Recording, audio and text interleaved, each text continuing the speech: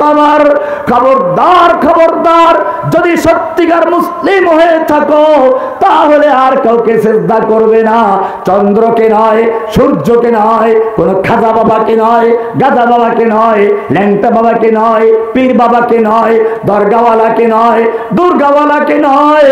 লা তাসজুদু লিশ-শামসি ওয়ালা লিল-কমর ওয়াসজুদু লিল্লাহিল্লাযী খালাকাহুন্না, বরং তাকে সিজদা করো যিনি সকলকে সৃষ্টি করেছেন। সিজদা করব কাকে? স্রষ্টাকে না সৃষ্টিকে? পীর সাহেবরা স্রষ্টা না সৃষ্টি? মাজারওয়ালা স্রষ্টা না সৃষ্টি? জনতা ব্যাংক, যতগুলো ব্যাংক আছে সুদে চলে কিনা? সুদ হারাম করেছেন কে? আল্লাহর হারামকৃত সুদকে যারা লাইসেন্স দিয়ে হালাল করে দেয় তাদের ঈমান থাকবে? লা ইলাহা ইল্লাল্লাহর মানে হলো লা ইলাহা, কারো কোনো আইন চলবে না, কারো কোনো লাইসেন্স দেওয়ার অধিকার নেই ইল্লাল্লাহ কে ছাড়া। আল্লাহর হারামকৃত জিনিসকে হালাল করার অধিকার কারো নেই। কোরআনের কোন আইন সম্পর্কে যদি কারো বিন্দু মাত্র দ্বিধাদ্বন্দ্ব সংশয় থাকে, আল্লাহ কেন পর্দার বিধান দিলেন, আল্লাহ কেন নারীদেরকে অর্ধেক সম্পত্তি দিলেন, এইরকম যদি সংশয় থাকে, কোরআনে কারিমের সূরা নিসার 65 নম্বর আয়াত আল্লাহ বলছেন ফালা ওয়া রাব্বিকা লা ইউমিনুনা, হে নবী খবরদার, ওরা মুমিন হতে পারে না, যতই দাবি করুক, ঈমানের দাবি করুক, ওরা মুমিন নয়। হাত্তা ইউহাক্কিমুকা ফীমা শাজারা বাইনাহুম, যতক্ষণ পর্যন্ত তাদের পারস্পরিক মামলা মোকদ্দমার ক্ষেত্রে, ঝগড়া বিবাদের ক্ষেত্রে আপনার কাছে বিচার ফয়সালার জন্য না আসবে, কোরআনের বিচার ফয়সালা মেনে না নিবে, সুম্মা লা ইয়াজিদু ফি আনফুসিহিম হারাজাম মিম্মা কাদাইতা, অতঃপর আপনি যেই বিচার করবেন, ফয়সালা করবেন, এই ব্যাপারে তাদের কোনো সংশয় থাকবে না, ওয়া ইউসাল্লিমু তাসলিমা, সম্পূর্ণভাবে মেনে না নেয়, অতক্ষণ পর্যন্ত সে মুমিন হতে পারে না। কে বলেছেন? লা ইলাহা, কোন আইন বিধান দেওয়ার মালিক নেই, ইল্লাল্লাহ মানে বিধান দেওয়ার মালিক কে? লা ইলাহা মানে হচ্ছে কারো সামনে মাথা নত করা যাবে না, সিজদা করা যাবে না। ইল্লাল্লাহ মানে সিজদা করব শুধুমাত্র কার সামনে? নাকি পীরের সামনে, মাজারের সামনে, দরগাওয়ালার সামনে, দুর্গাওয়ালার সামনে? কোরআন পরিষ্কার করে বলছে ওয়ামিন আয়াতিহিল লাইলু ওয়ান নাহারু ওয়াশ শামসু ওয়াল কমর, আল্লাহর নিদর্শন হচ্ছে চন্দ্র, সূর্য, গ্রহ, নক্ষত্র, যত সৃষ্টি সবগুলো আল্লাহর সৃষ্টি, আল্লাহর নিদর্শন। লা তাসজুদু লিশ-শামসি ওয়ালা লিল-কমর, খবরদার খবরদার, যদি সত্যিকার মুসলিম হয়ে থাকো তাহলে আর কাউকে সিজদা করবে না।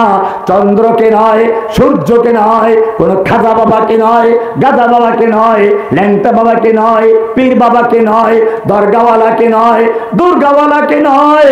লা তাসজুদু লিশ-শামসি ওয়ালা লিল-কমর ওয়াসজুদু লিল্লাহিল্লাযী খালাকাহুন্না, বরং তাকে সিজদা করো যিনি সকলকে সৃষ্টি করেছেন।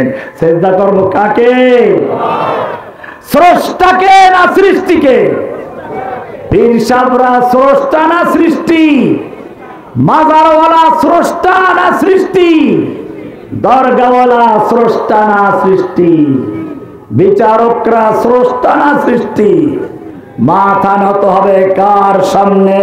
স্রষ্টার সামনে না সৃষ্টির সামনে? কে বলেছেন লা তাসজুদু লিশ-শামসি ওয়ালা লিল-কমর? খবরদার কোন সৃষ্টির সামনে সিজদা করবে না। ওয়াসজুদু লিল্লাহিল্লাযী খালাকাহুন্না, সিজদা করবে তাকে যিনি তোমাদের সকলকে সৃষ্টি করেছেন। লা ইলাহার মানে হচ্ছে আল্লাহ তোমাদের একটা পরিচয় দিয়েছেন, তোমাদের নাম মুসলিম। তোমাদের নাম কি? না ধর্মনিরপেক্ষ? বাংলাদেশ সংবিধানের যে ধারাটা 4টা ধারা মূল ধারা হিসেবে গণিত হয়, এটা পরিবর্তনের জন্য চেষ্টা চলছে। মনে রাখবেন, ওই 4 মূলনীতির একটা হচ্ছে ধর্ম নিরপেক্ষতা। আমি আপনাদের জিজ্ঞেস করতে চাই, একজন মানুষ যখন লা ইলাহা ইল্লাল্লাহ বলে ইসলামে প্রবেশ করবে, সে ব্যক্তি ধর্ম নিরপেক্ষ থাকে না ইসলামের পক্ষে চলে যায়? কোরআন বলছে মিল্লাতা আবিকুম ইব্রাহিম ওয়া সাম্মাকুমুল মুসলিমিন। তোমাদের পিতা ইব্রাহিম তোমাদের নামকরণ করেছেন মুসলিম, ধর্ম নিরপেক্ষ নয়। কোন ধর্ম নিরপেক্ষতা মুসলিম বিশ্বাস করতে পারে না, মুসলিম মেনে নিতে পারে না। মিল্লাতা আবিকুম ইব্রাহিম, তোমাদের মিল্লাত ইব্রাহিমের মিল্লাত। হুয়া সাম্মাকুমুল মুসলিমিন, তিনি তোমাদের নাম রেখেছেন মুসলিম। কি নাম রেখেছেন? আমাদের নাম কি? আমাদের ধর্মের নাম কি? ইন্নাদ-দীনা ইনদাল্লাহিল ইসলাম। তোমাদেরকে আল্লাহ একটা দিন পছন্দ করেছেন, দিন দিয়েছেন, সেই দিনের নাম কি? নবীরা সবাই ধর্ম নিরপেক্ষ ছিলেন না মুসলিম ছিলেন? কোরআন বলছে মা কানা ইব্রাহিমু ইয়াহুদিয়ান ওয়ালা নাসরানিয়ান ওয়ালাকিন কানা হানিফাম মুসলিমা। তোমাদের পিতা ইব্রাহিম ইহুদি ছিলেন না, খ্রিস্টান ছিলেন না, ধর্ম নিরপেক্ষ ছিলেন না। ওয়ালাকিন কানা হানিফাম মুসলিমা, তিনি ছিলেন পিওর মুসলিম, নির্ভেজাল মুসলিম, একনিষ্ঠ মুসলিম। এবারে কোরআন বলছে শুধু ওনারা মুসলিম ছিলেন তা না, ওনারা ওনাদের সন্তানদেরকে ওসিয়াত করে গেছেন মুসলিম হওয়ার জন্য। ওয়াসা বিহা ইব্রাহিম বানিহি ওয়া ইয়াকুব ইয়া বানিয়া ইন্নাল্লাহা আস্তাফা লাকুমুদ-দীন ফালা তামুতুন্না ইল্লা ওয়া আনতুম মুসলিমুন। ইব্রাহিম আলাইহিস সালাম এবং ইয়াকুব আলাইহিস সালাম তাদের সন্তানদেরকে উপদেশ দিচ্ছেন, ইয়া বানিয়া খবরদার, আল্লাহ তোমাদের জন্য একটা দিন নির্বাচন করেছেন। ফালা তামুতুন্না ইল্লা ওয়া আনতুম মুসলিমুন, খবরদার তোমরা মুসলিম হয়ে মুসলিম ছাড়া মৃত্যুবরণ করো না। কে বলেছেন? শুধু মানুষ মুসলিম না, গাছ গাছালি পশু পক্ষী সব কি? কোরআনে আয়াত আছে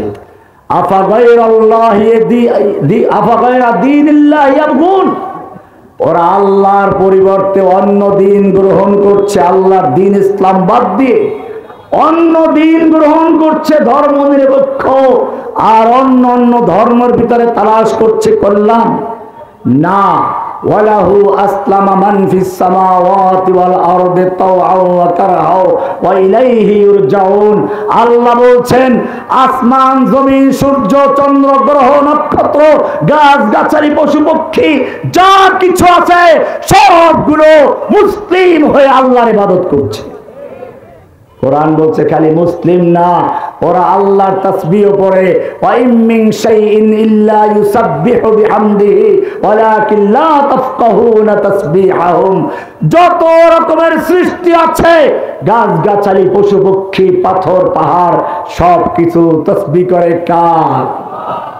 আল্লাহ বলছেন ওয়াশ-শামসু তাজরি লিমুস্তাকাররিল লাহা যালিকা তাকদীরুল আজিজিল আলীম।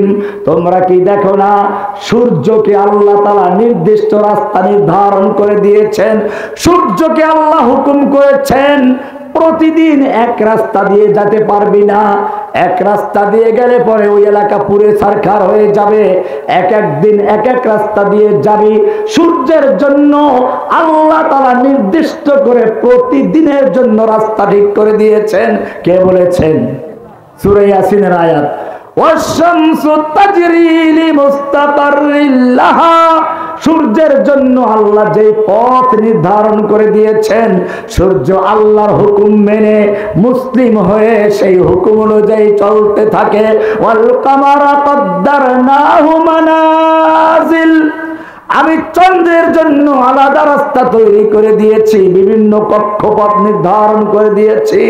চন্দ্র সেই হুকুম মেনে চলতে থাকে, চন্দ্র মুসলিম আল্লাহর হুকুম মেনে চলে। হাত্তা আদা কাল উরজুনিল কাদিম, চলতে চলতে একসময় একেবারে শুকনো খেজুরের ডালের মতো হয়ে যায়। এরপরে আল্লাহ বলছেন লাশামসু ইয়ামবাগি লাহা আন তুদরিকাল কামার ওয়ালাল লাইলু সাবিকুন নাহার ওয়া কুল্লুন ফি ফালাকিন ইয়াসবাহুন। সূর্যের ক্ষমতা নেই চন্দ্রকে ধরা, রাতের ক্ষমতা নেই দিনকে অতিক্রম করা। ওয়া কুল্লুন ফি ফালাকিন ইয়াসবাহুন, চন্দ্র সূর্য গ্রহ নক্ষত্র সব কিছু মুসলিম হয়ে আল্লাহর হুকুম মেনে যথাযথভাবে আল্লাহর হুকুম পালন করে চলতে থাকে। সুবহানাল্লাহ। সব মুসলিম, খালি বাংলাদেশের ঢাকা বিশ্ববিদ্যালয়ের বাংলা বিভাগের কয়েকটা নাস্তিকরা হচ্ছে ধর্মনিরপেক্ষ। এছাড়া দুনিয়ার বেশিরভাগ মানুষ ধর্মের পক্ষে না বিপক্ষে? হিন্দুরাও হিন্দু ধর্মের পক্ষে না বিপক্ষে? খ্রিস্টানরা খ্রিস্টান ধর্মের পক্ষে না বিপক্ষে? বৌদ্ধরা বৌদ্ধ ধর্মের পক্ষে না বিপক্ষে? মুসলিমরা মুসলিমদের ইসলামের পক্ষে না বিপক্ষে? তাহলে ধর্ম নিরপেক্ষ কারা? বোঝা গেল কোন মুসলিম ধর্ম নিরপেক্ষ হতে।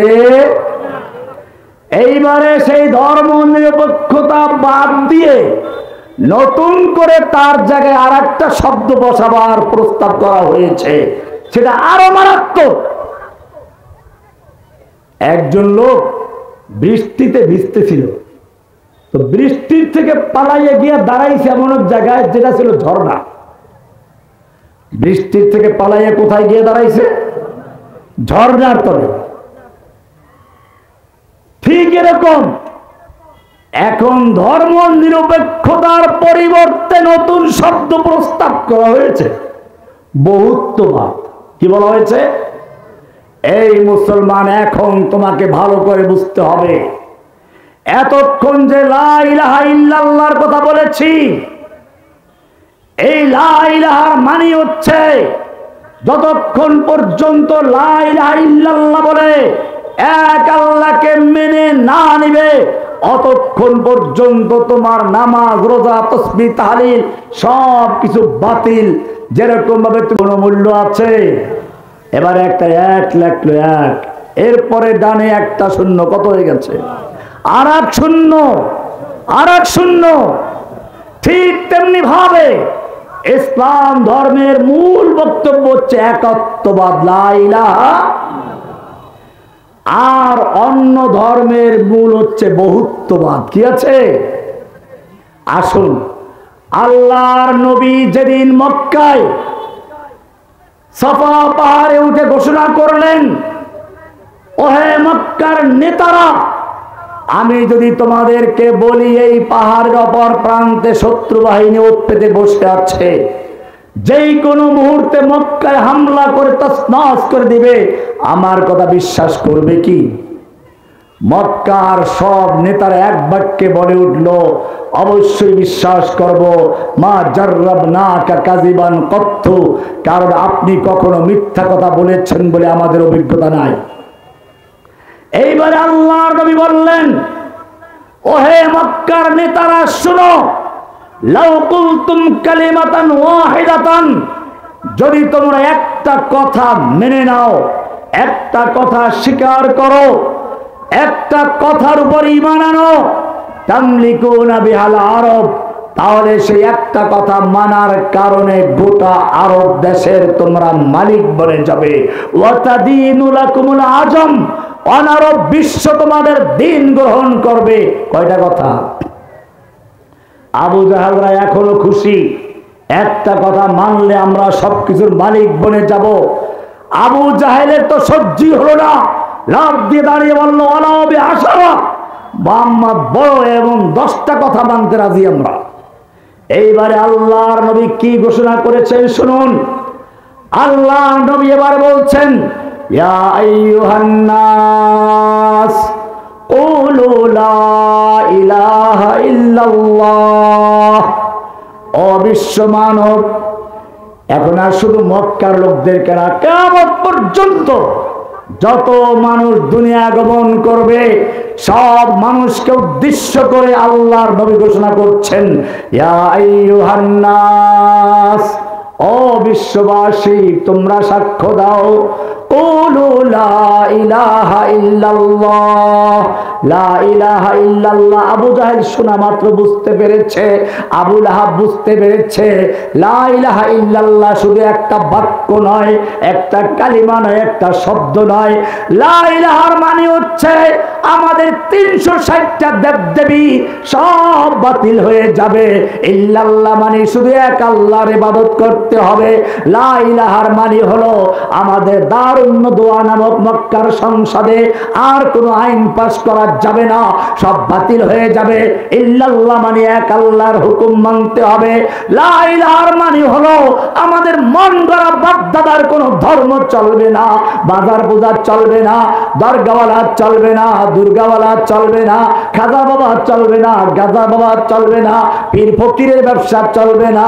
কুলু লা ইলাহা ইল্লাল্লাহ। আবু জাহেল বুঝতে পেরেছে, আবু লাহাব বুঝতে পেরেছে, সঙ্গে সঙ্গে আল্লাহর নবীকে মারার জন্য তৈরি হয়ে গেছে। এক মুহূর্ত আগে যারা আল্লাহর নবীর প্রতিটি কথা মানার জন্য প্রস্তুত ছিল, একটা কথা বলার সঙ্গে সঙ্গে বিরুদ্ধে চলে গেছে, কারণ তারা বুঝতে পেরেছে লা ইলাহার মানে হচ্ছে আমাদের বাপ দাদার ধর্ম শেষ হয়ে গেছে। আমাদের লা ইলাহা ইল্লাল্লাহ আমরা পড়ি, আবার মাজারে গিয়ে সেজদাও করি। সেজদা করবো কার সামনে বলছিলাম? লা ইলাহার মানে হলো কোন দেব দেবীর সামনে সেজদা চলবে না, পীরের সামনে সেজদা চলবে না। আমরা যত নামাজ পড়ি সব নামাজে রুকু সেজদা আছে কিনা? ফজরের নামাজ পড়ো, রুকু সেজদা করো, জোহরের নামাজ পড়ো, রুকু সেজদা করো, এশার নামাজ পড়বে, রুকু সেজদা করবে, জুমার নামাজ পড়বে, রুকু সেজদা করবে, ঈদের নামাজ পড়বে, রুকু সেজদা করবে।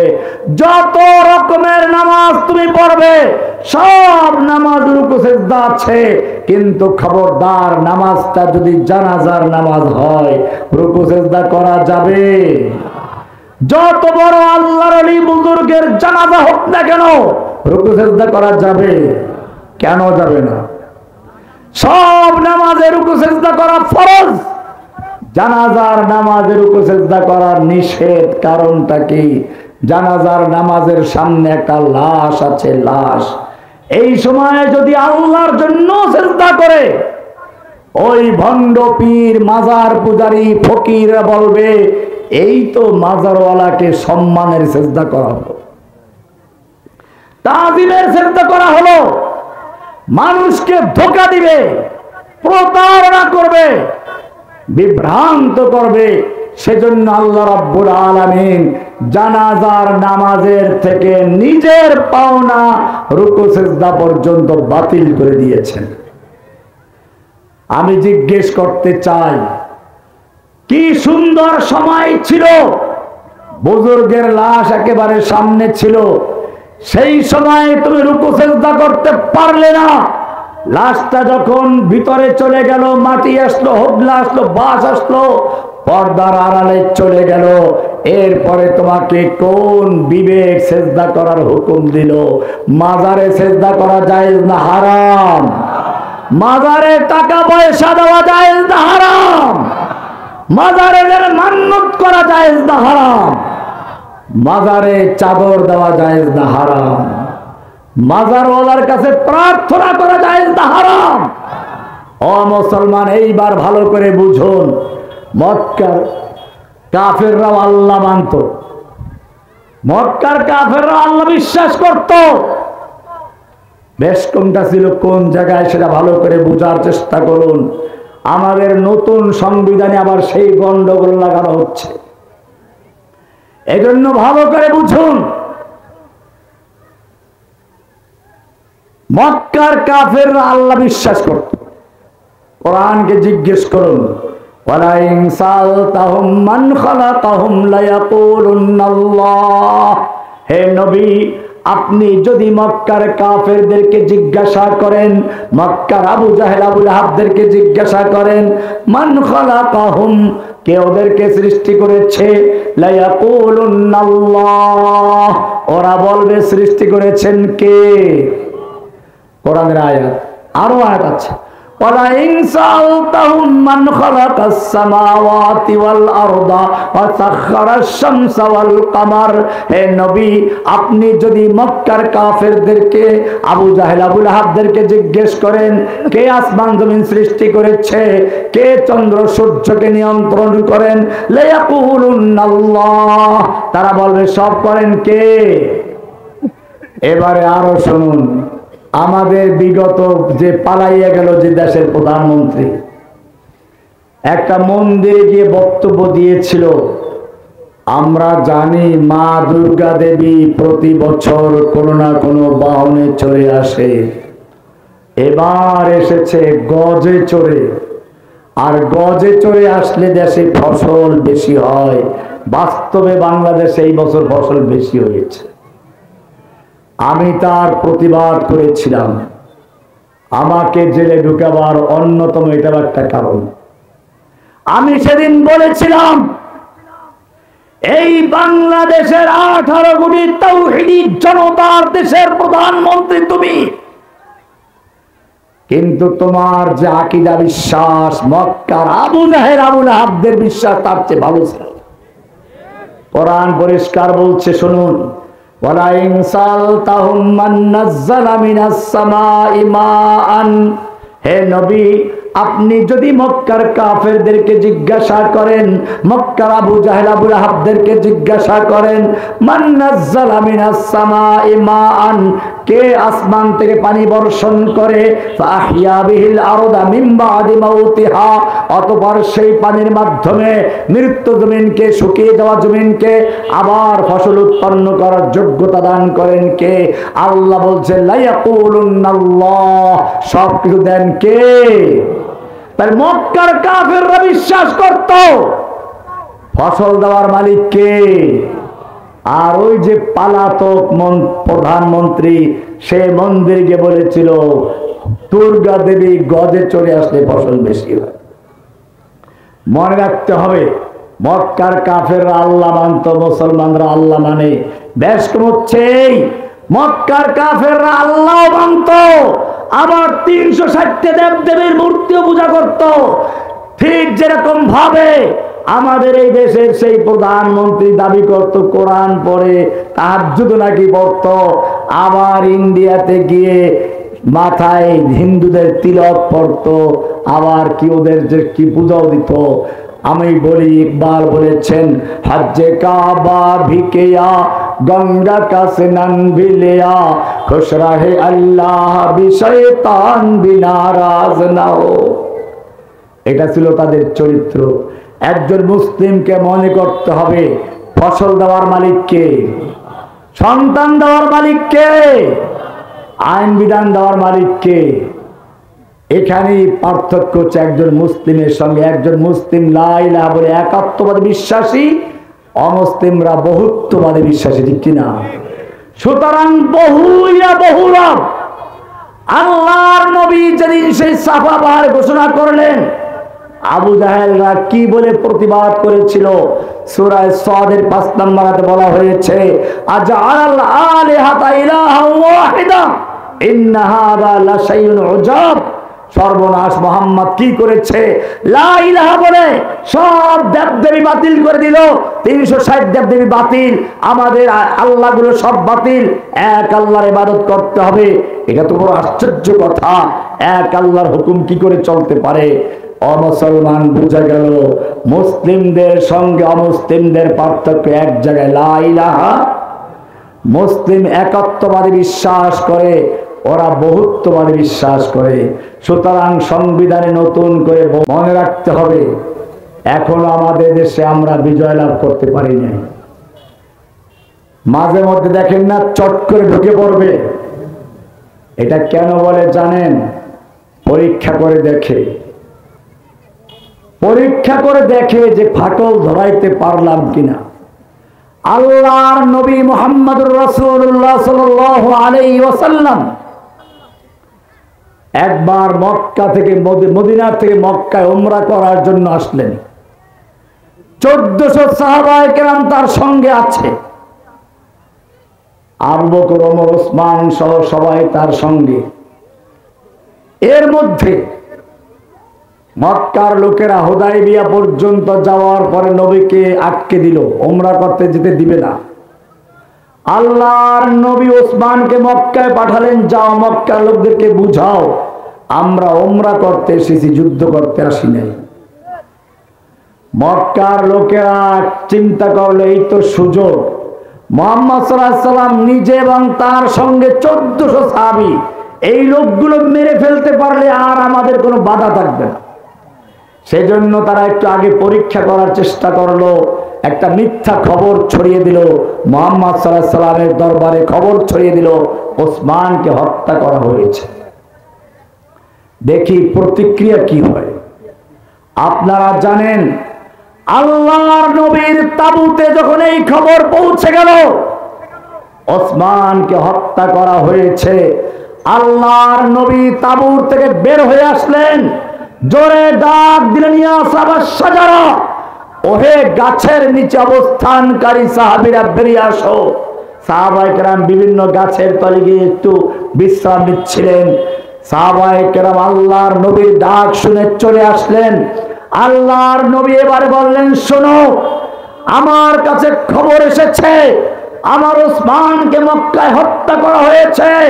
আমি হাত বিছিয়ে দিচ্ছি, আমার হাতে হাত থেকে অঙ্গীকার করো, বায়াত করো, ওয়াদা করো, যতক্ষণ পর্যন্ত ওসমান হত্যার বদলা নিতে গিয়ে আমরা হয়তো মক্কা বিজয় করে ছাড়ব, নতুবা সকলেই শহীদ হয়ে যাব, এর আগ পর্যন্ত আমরা কেউ মদিনায় ফিরে যাব না। কে কে তৈরি আছে? আল্লাহর নবীর ঘোষণা শুনে